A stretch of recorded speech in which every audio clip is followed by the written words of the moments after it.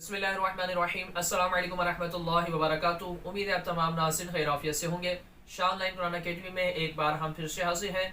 आज की इस वीडियो में हम आपको हदीस मुबारका में बताया हुआ एक ऐसा अमल बताएंगे कि जिसको हाफिज़ कुरान कर लेंगे, जिन्होंने कुरान हिफ्ज़ कर लिया है या फिर हिफ्ज़ कुरान कर रहे हैं। वो चाहते हैं कि जो हमने कुरान हिफ्ज़ किया या कर रहे हैं वो कुरान अभी कभी भूले ना, हमारे दिल से ना निकले, हमारे दिमाग से ना निकले। तो उन्हें चाहिए कि हदीस में बताया हुआ जो अमल है वो कर ले, तो इंशाअल्लाह वो कभी भी अपना दिलो दिमाग से, उनके जहन से, उनकी मेमोरी से कुरान नहीं निकलेगा, वो कुरान कभी नहीं भूलेंगे। इंशाअल्लाह उन्हें मरते दम तक कुरान याद रहेगा। बशर्त ये है कि वो कुरान को पढ़ते भी रहे, ठीक है ना। ऐसा ना हो कि वो सिर्फ अमल करे और कुरान को पढ़े ना, कुरान को साल में एक मरतबा खोले।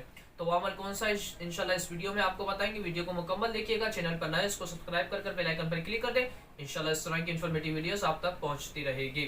बाही की शरीफ के हदीस में मुबारक है कि जो शख्स ये चाहता है कि जिसने कुरान मजीद फुरकान हमीद हिफ्ज़ किया है वो हिफ्ज़ वो कभी भूले ना, वो कुरान का उसे याद रहे, तो उसे चाहिए कि सूरह बकरा की 10 आयत मुबारका सोने से पहले पढ़ लिया करे। इंशाअल्लाह पढ़ने की बरकत से वो कभी भी कुरान को नहीं भूलेगा, उसे इंशाअल्लाह हमेशा कुरान याद रहेगा।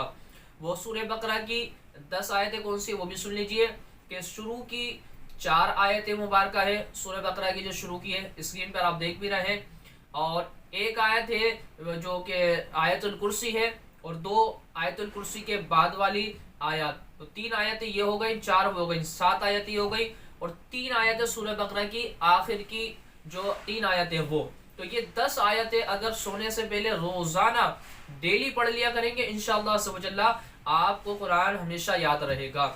अब छोटे बच्चे जो कुरान हिफ्ज़ कर रहे हैं या कर चुके हैं, या बच्चियां हैं जिन्होंने कुरान हिफ्ज़ कर लिया है, या जो बड़े हैं, कोई भी ये अमल कर सकता है और लाजमी तौर पर ये अमल करें। इस वीडियो को ज़्यादा से ज़्यादा शेयर करें कि जो हाफिज़ कुरान है उन तक वीडियो पहुंचेगी, वो उसको याद कर लेंगे, तो इंशाअल्लाह वो कुरान कभी भूलेंगे नहीं। लेकिन एक बात ये भी याद रखिएगा कि इस अमल के साथ साथ आपने कुरान की तिलावत भी करनी है।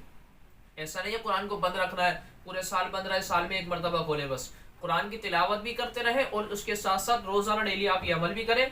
इंशाल्लाह फिर आप कभी कुरान नहीं भूलेंगे। अल्लाह तबारक तआला हम सब पर अपना फजल करम रखे। जिन्होंने कुरान हिफ्ज़ किया उन्हें याद रखने की तौफीक अता फरमाए, जो हिफ्ज़ कर रहे हैं उनके लिए आसानी अता फरमाए, और हम सबको कुरान पर अमल करने की तौफीक अता फरमाए। अस्सलामु अलैकुम वरहमतुल्लाहि वबरकातुहू।